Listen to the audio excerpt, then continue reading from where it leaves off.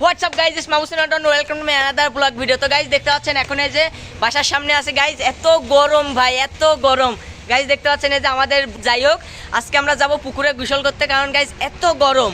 এই যে এপার দিয়ে গাইজ এখন যাব পুকুরে গোসল করতে গাইজ, খুব গরম, খুব বুঝতে পারছি না কি করা যায়, সে কারণে এখন যাচ্ছি গাইজ পুকুরের দিকে।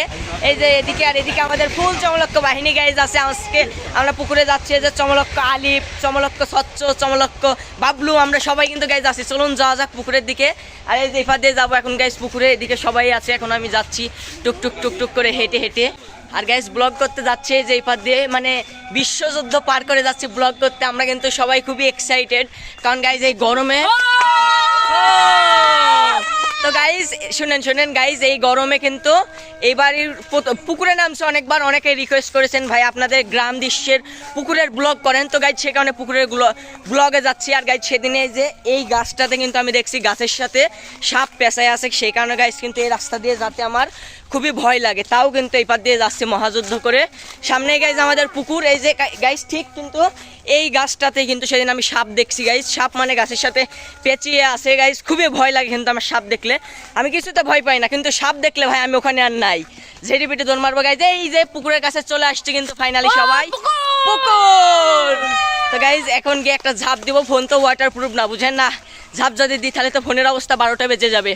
সে কারণে আগে পুকুরে, মানে পুকুরের ভিতরে ব্লগ করব না, পুকুরের বাইরে থেকে আপনাদের সাথে সব কথা হবে, এনজয় হবে। তো গাইজ লেটস গো।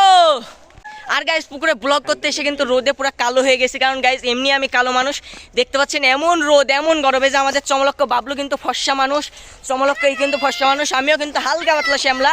এই যে গাইজ আমাদের আলিফ কিন্তু, মারো আলিফ লাভ গাইজ, এই যে এই যে এই যে এই যে এই যে মেরে দিয়েছিলাম গাইজ। চমলক্ষ আলিফ কিন্তু প্রথমে লাভটা মেরে দিল, এখন আনবো আমরা, তো লেটস এনজয়।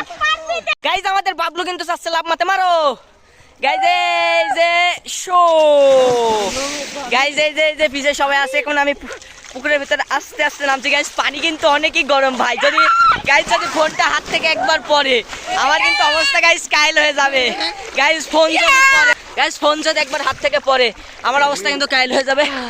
সেই গাইজ সেই ফিল। এবার আপনাদের বাইরে থেকে একটু এনজয় দেবো, টাটা।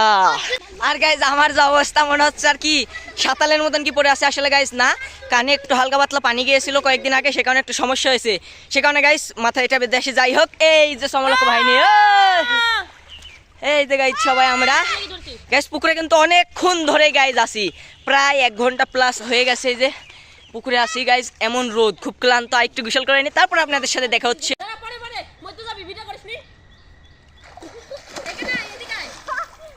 মানে গাইজ বিনোদনের মেলা। তো গাইজ গোসল করে যখন যাচ্ছে যে পুকুরে কিন্তু গাইজ পুকুরে কিন্তু দাঁড়া পুকুরে কিন্তু গাইজ অনেক ছেলেপেলে হয়ে গেছে, মানে গাইজ আমাদের ধাড়িটা খুব লম্বা, বুঝেছেন, উঠতে অনেক কষ্ট হয়। আমি কিন্তু এই যে গাছ ধরে উঠলাম গাইজ।